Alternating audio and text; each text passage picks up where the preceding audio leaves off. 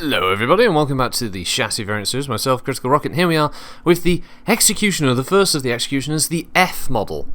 Now, there were a few others that had different weapons that couldn't be used. There are only the two, the Executioner F and the H.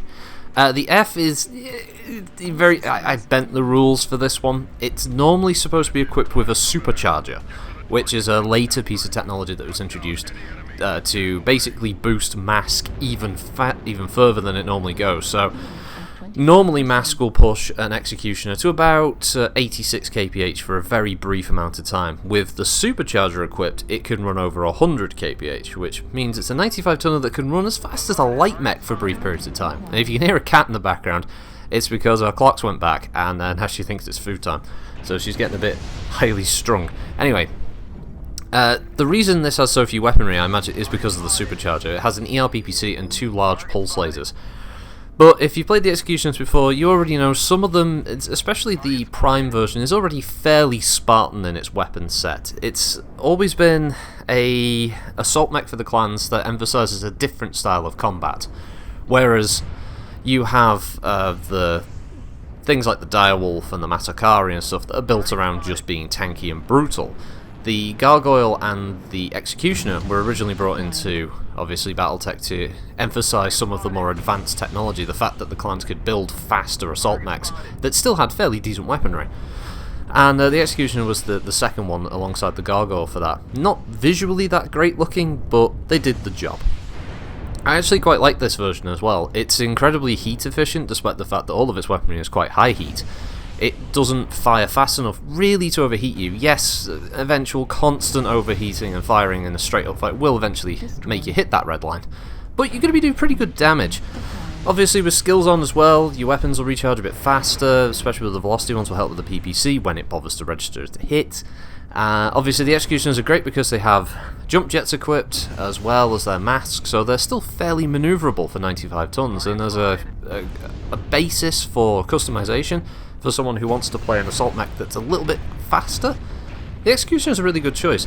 I think the problem that really hampered it is the fact that compared to other mechs in the game, it's extremely tall. It was one of the big complaints about the Grasshopper when that first came out. It was just too big, in the sense that it couldn't use cover as well as some of the other mechs in the game. Obviously a lot of clan mechs tend not to be humanoid. If you look at the original lineup, you've got more kind of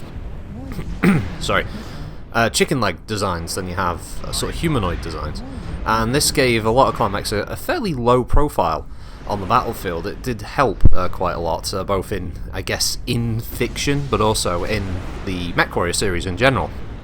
So this one stands quite tall. Similar problem with the Gargoyle, of course. So it's a mech that has trouble utilising some of the terrain on MWO, and I think people just didn't like the fact that for the same tonnage, you could get a mech in the assault category that did more. I mean, hell, there are some heavy mechs that got more firepower than this thing. It's very, very circumstantial, and it's very much an acquired taste of assault mech. It needs a lot of work to find the right place for you to use it. When you get used to it, I think the Executioner can be really good, but it's whether you want to put that C-bill investment in, because it's a very expensive mech, obviously. Assault mechs, especially clan assault mechs, are not cheap. And if you're the type who has to grind your C-bills away, oh, there's the Hebe. If you want to grind your C-bills away just to get some new parts for a mech, it's quite an investment. So I can understand why people weren't really into it. You don't see many Executioners on the field. But if you do fancy it, as ugly as it is, it can do some pretty good work for you. And it's an Omni-mech, so you don't, once you've got the sort of central chassis part that you want with the engine, just buy Omnipods and switch them up as you want. So it's got that going for it. Personally, I thought it was quite fun. I like the F more than I like the H, which you'll see afterwards anyway, although I'll probably make these all live at the same time, so you pick and choose whatever you've watched first.